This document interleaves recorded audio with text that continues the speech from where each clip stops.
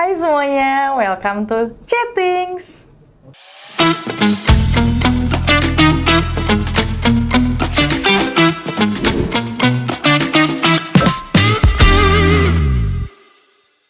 Thanks people, hari ini kita kedatangan tamu yang sangat spesial, seorang Business Development Manager dari Indodax, yaitu Alex. Yeay!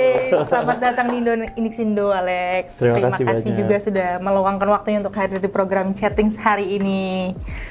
Yes, Halo Alex. thank you. Apa kabar Alex? Boleh nggak sih diceritain kesibukannya saat ini apa aja? Dan juga mungkin teman-teman Inks People di luar sana pengen tahu perjalanan karir kamu dari awal hingga saat ini sebagai Business Development Manager ya Yes, di betul. Indodax. Oke, thank you Kak Karina. Wah. Kak Karina. Anyways, sebutnya apa nih? Inks People. Inks People. Ya, teman-teman Oke. Inks Indo tuh kita manggil Inks People. Inks People, keren. Oke, jadi kabarku baik banget, luar biasa, puji Tuhan ya. Terus kalau misalnya ditanya kesibukan sekarang, kesibukannya apa ya? Paling diet, olahraga, itu menyibukkan diri juga. Biar bisa catch up juga sama teknologi-teknologi yang sekarang lagi berkembang nih di Indonesia. Betul. Karena luar biasa ya, as we can see, kayak 10 tahun lalu sama hari ini 2015 tuh bener-bener jauh banget gitu. Handphone sekarang udah bisa dilipat, ini itu udah bisa banyak hal itulah. Sama ya udah ketemu sama teman-teman lama, salah satunya Karina. Oke, itu aja sih kesibukanku. Sama ya paling kerja, itu udah pasti. Yep. Nggak mungkin nggak kerja. Terus processing karir Alex, boleh Karir, ceritain ya. mungkin dari awal karir hingga sekarang udah jadi Business Development Manager. Oke, thank you. Jadi karir itu sendiri diawali dari satu perusahaan yang berwarna orange. Pasti Oke. teman-teman Inks People tahu semua, yang di nah itu. Jadi berawal dari situ, di 2016 baru lulus kuliah bareng nih sama Karina. Terus di 2016 saya masuk ke si Orange itu, tapi bukan business development dulu seperti Apa itu. tuh Jadi dulu? base-nya dulu di operations. Oke, operations. Gitu. Jadi di operations lumayan lama, lalu itu kurang lebih 4 tahun, lalu masuk ke dompet e-wallet, dompet digital Oke. yang warnanya ungu, yang 3 huruf itu. Nggak boleh sebut brand ya di Iya, sini. nggak boleh. Lalu habis itu di situ lumayan lama, 2 bulan 3 bulan baru ke peer-to-peer lending. Peer-to-peer lending yang warnanya biru, yang teman-teman udah bisa nyicil handphone di mana aja. Pakai itu, bunganya 0%, nyicil sampai 24 bulan, wah luar biasa. Baru sekarang masuk ke Indodax. Nah, boleh disebut dong. Boleh. Karena institusi sendiri. Nah, sekarang udah masuk ke Indodax, lumayan jumping ya dari awalnya itu e-commerce, lalu habis itu e-wallet, peer-to-peer lending, terus sekarang ke exchange gitu, Oke. crypto exchange. Itu Kak. Oke, Alex, di saat ini seperti yang kita sama-sama ketahui, percepatan dan perkembangan teknologi itu kan sangat-sangat cepat. Jadi kalau kita ketinggalan 1 hari, 2 hari aja itu atau seminggu, kita bisa tahu perbedaannya ya, apalagi Yes. sampai 1 tahun mungkin. Betul. Nah, sebagai manusia kan kita tentu harus beradaptasi dan melakukan yang namanya upgrade skill ya. Kalau menurut Alex, teknologi yang paling banyak digunakan dalam pekerjaan sehari-hari sebagai seorang Business Development Manager itu apa, Alex? Oke, thank you Karina. Jadi kalau misalnya di Indodax sendiri kita tuh masih nggak tradisional banget sih kita sebutnya. Cuma masih lebih ke kita pakai Google Drive, kita pakai spreadsheet, Excel dan lain-lain gitu. Tapi kalau untuk big datanya mungkin kita ada tool sendiri yang itu digunain untuk tim data sama tim produk buat bikin. Tapi kalau overall in daily basis dari tim business development sendiri itu masih sama dan sama kayak perusahaan-perusahaanku sebelumnya, itu nggak ada perbedaan yang signifikan gitu. Jadi nggak ada tools yang bener-bener oh di sini ada, di sini nggak ada gitu. Jadi kita toolsnya mungkin setiap hari in daily basis itu kita ticketing pakai Zendesk, Jira dan lain-lain. Lalu kita tetap pakai Google Sheet, kita pakai Excel, kita pakai Microsoft Word, PowerPoint, dan lain-lain itu buat communicate sama internal. Lalu kalau untuk komunikasi sama eksternal, kita pakai ya Telegram. Oh, oke, pakainya Gitu, Telegram. mungkin iya betul, pakai Telegram karena kan kita Web3 base kan. Jadi World Wide Web. Nah, kita itu ngobrol-ngobrol sama orang-orang yang di luar negeri itu mereka usually using the Telegrams instead of WhatsApp atau Line gitu. Iya. Itu sih Kak. Oke. Kalau dari sisi business development ya Alex ya, bagaimana sih teknologi membantu kamu dalam menjalin dan menjaga hubungan dengan partner gitu? Waduh, gimana teknologi buat bantu? Kayak teknologi segalanya sih. Itu biasa ya. Maksudnya gini, contohnya kayak apa yang mau partner lakukan, we are doing the campaign things, itu mereka tuh pasti bakal nanya, ini engagement rate-nya berapa dari sosial media seperti itu, lalu apa aja yang bisa dikasih. Nah itu semua kan based on tech ya, maksudnya teknologi based gitu, seperti itu. Lalu kalau misalnya improving sales, kan kalau tim business development kan duit, cuan itu udah pasti kan. Semuanya based on itu. Nah, gimana kita ngolah datanya itu pakai teknologi yang harusnya sudah dikuasai oleh teman-teman dari muda gitu. Jadi nggak yang asing lagi pas masuk gitu, baca data bingung, ngolah datanya bingung. Nah, itu kayaknya yang harus dipoles dari awal. Terutama untuk teman-teman sobat Inks ya? Iya, teman-teman Inks people. Teman-teman Inks people di luar sana. Luar biasa. Nah, Alex, boleh nggak sih cerita lagi mungkin seberapa besar peran data dan teknologi yang membuat keputusan bisnis di sini tuh membantu kamu dalam bekerja saat ini untuk mengambil keputusannya gitu? Kalau data, nah jadi gini, kan sekarang saya tuh di crypto exchange, mungkin bisa agak branding ya, crypto exchange terbesar di Indonesia, wow. Nah jadi si Indodax ini sendiri, since mereka doing the crypto things, kita itu pakai blockchain. Nah, itu salah satu teknologi yang benar-benar harus diikutin juga tuh sama teman-teman. Apalagi orang Indonesia kan tim mendang-mending kan, mau cari cuan dan lain-lain gimana, duduk-duduk aja di bawah AC, teman-teman nyantai, itu udah bisa banget. Nah, jadi kalau dibilang gimana teknologi bisa ngebantu kita ya, buat ngambil keputusan in daily basis, benar-benar pakai semua parts of teknologi yang kita miliki gitu. Jadi contohnya misalnya buat pengolahan data kita pakai Google Sheet, lalu datanya diinterpretasiin, masukin ke PowerPoint, lalu PowerPoint-nya nanti dikirim, desain ke all of our partners. Di sana mereka tuh bisa tahu, bisa baca gitu. Lalu kita juga ngasih suggestion apa yang nanti bisa buat kita lakukan ke depannya. Misalnya contohnya kayak marketing campaign dan lain-lain gitu. Membantu itu ya. Betul, jadi luar biasa, berfungsi banget. Oke, nih Alex, sudah menjadi rahasia umum juga nih ya. Banyak sekali dunia sekarang itu kita tuh sebagai mungkin tim or staff itu menggunakan AI tentunya dalam membantu mempercepat kinerja dalam keseharian kita. Kalau kamu tuh sebagai tim business development ya or BD itu sudah mulai mengintegrasikan AI dalam workflow kamu nggak sehari-hari? Nice questions. AI itu biasanya aku pakai atau timku pakai lah. Itu biasanya kalau misalnya kita mau generate sesuatu yang, karena kita kan komunikasi sama partners dari luar negeri. Betul. Gitu. Nah ada beberapa kayak how to dealing with those partners yang kita tuh masih bingung. Jadi pakai AI kita kayak masukin kata kuncinya beberapa kata-kata gitu, terus mereka generate sendiri, itu bagus banget. Itu bagus banget. Ya? Yes. Lalu yang kedua, setiap kali kita meeting, especially for the quarterly business review, itu kita ngomongin angka dan kita ngomongin to-do list ke depannya. Ya kan kita bikin roadmap buat mereka punya pekerjaan untuk ke depannya. Itu pakai AI bagus banget. Bisa di generate summary dari meeting kita gitu. Jadi luar biasa sih. Membantunya. Wah, AI sih, kenal AI sih the best sih. Kalau sekarang booming banget kan AI. Betul. AI. Nah, seperti yang kita ketahui tadi dan mungkin Alex sudah bilang tentang blockchain itu sendiri kan udah menjadi teknologi yang diwakili oleh institusi atau perusahaan yang Alex bekerja saat ini gitu kan. Tapi di balik itu tantangan menggunakan teknologi internal sehari-hari dalam koordinasi timnya itu bagaimana sih, terutama dari segi mungkin security atau keamanannya? Oh, nice questions. Nah, jadi kalau si blockchain ini sendiri bagusnya itu kan ledger, buku besar yang benar-benar dicatat kan. Contoh, kalau kita transfer uang itu mungkin bisa bisa dihapus atau apa-apa. Nah, kalau di blockchain sendiri itu semuanya dicatat.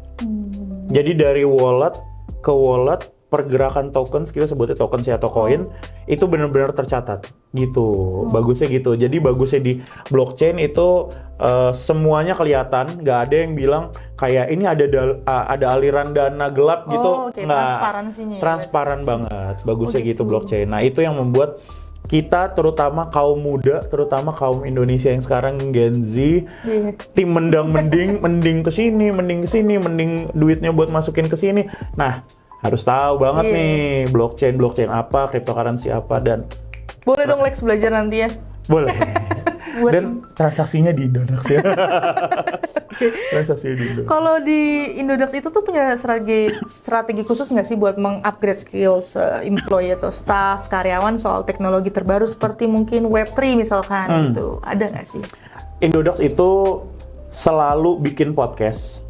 Ada juga ya? Betul. Selalu bikin podcast buat ngajarin orang-orang, terutama members Indodax, untuk how to deal with those tokens gitu.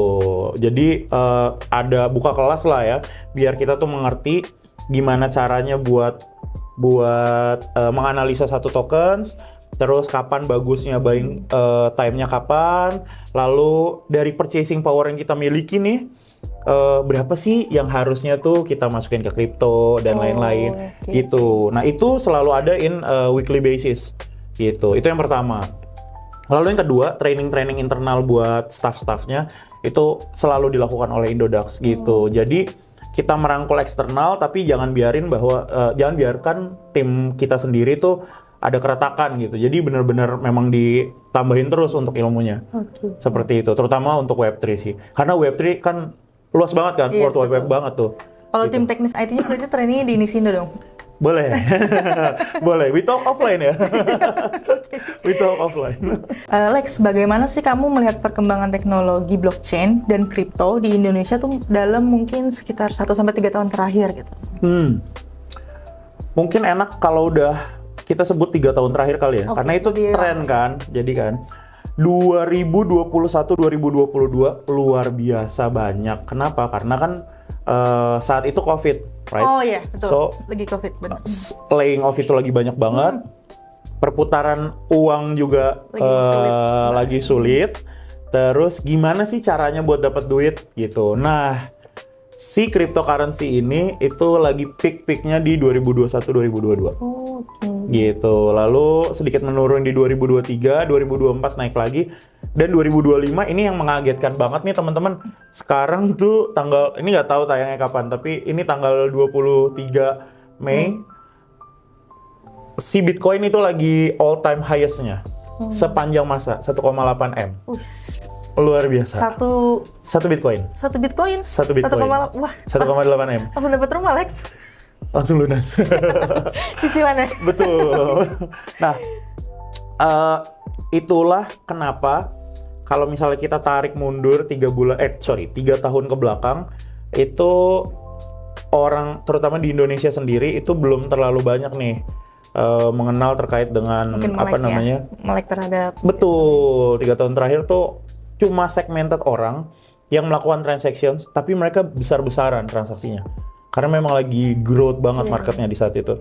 Cuma di 2023, 2024 frekuensinya meningkat. Jadi holdersnya itu meningkat. Di Indonesia tuh udah mulai banyak gitu. Jadi orang-orang yang even masih mahasiswa yang dapat uang bulanan dari orang tuanya tuh mereka udah mulai nyisihin gitu ya. Setiap bulan 500.000 nabung di Bitcoin gitu. Tiba-tiba pas dicek ternyata naik jadi 650.000, which is lumayan dong, naik 30% gitu. Itu yang membuat terutama tim mending sekarang kayak ya udah deh, lari deh main Bitcoin deh gitu. Main lebih ke cryptocurrency-nya sih. Meme coin, Bitcoin. Oh banyak ya. Ada stable coin, ada meme coin. Meme coin tuh yang kita beli sekarang 10 juta gitu ya, hari ini 10 juta.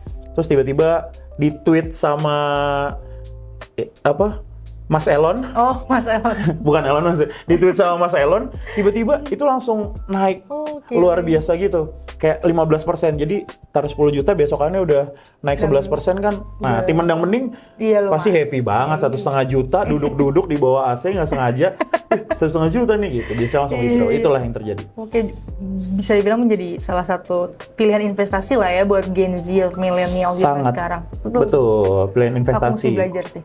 Haris. Sama Alex. Boleh. Nah, Lex, di era saat ini yang serba digital lah ya. Menurut kamu, Lex, soft skill apa yang makin penting untuk melengkapi peran penggunaan teknologi dalam dunia kerja saat ini gitu? Waduh, bagus nih, berat nih. Soft skill ya? Yes. Ya, boleh hard skill juga boleh. Untuk di dunia kerja nih menurut kamu yang secara general tuh penting loh gitu. Soft skill tuh sekarang paling harus banget mengerti bisa baca data dan menginterpretasikan data tersebut. Gitu. Itu sudah bottom line dari semua yang ada di hari-hari ini dan di kedepannya. Gitu. Jadi kita kayaknya nggak bisa kalau kita nggak bisa baca data. It's parah banget gitu, bahaya gitu, karena kita bisa digantiin sama mesin. Oke, iya benar. Ya kan? Kita bisa digantiin sama mesin kapanpun itu. Tapi kalau kita bisa baca, mesin itu bisa ngeluarin data, tapi dia nggak bisa membuat jadi kata-kata data tersebut. Gitu, contohnya Senin 10, Selasa 20, Rabu 30, mesin cuma nunjukin itu aja. Tapi nggak bisa ngasih tahu bahwa, oh ini growth-nya in daily basis ada 10 poin gitu. Nah, itu menurutku yang paling dasar harus itu buat teman-teman. Gitu. Karena bahaya kalau nggak bisa. Penting berarti mulai sekarang kita bisa yang namanya baca data. Mungkin kita mulai buat kalau belum sama sekali kita mulai dari sekarang bikin data, olah data dan nanti kita sampai bisa.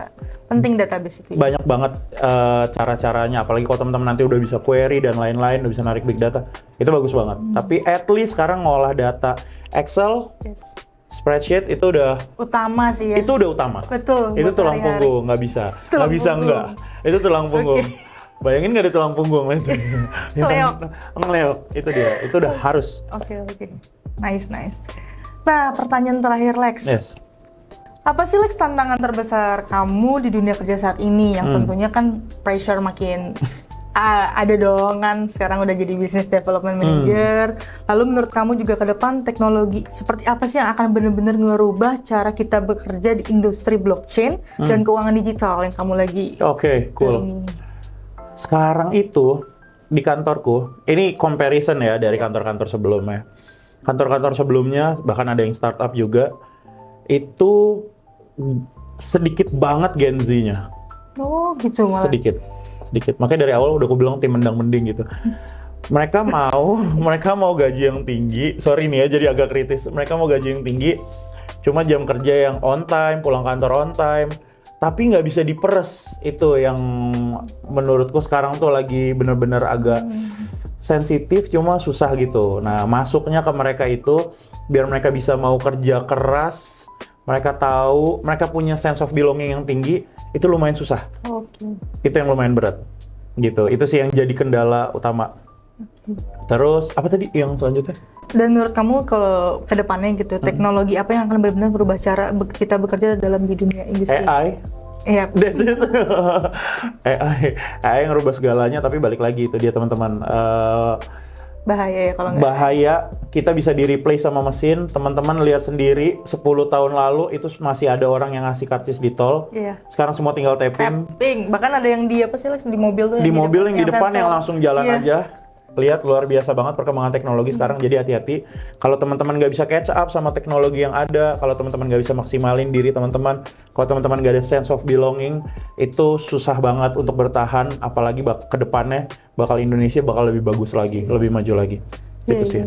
Dan berarti harus mendukung semua teknologi ini juga dengan yang namanya pelatihan tentunya ya. Betul. Harus upgrade skill, harus open knowledge dan lain, open minded dan lain-lain ya Lex ya.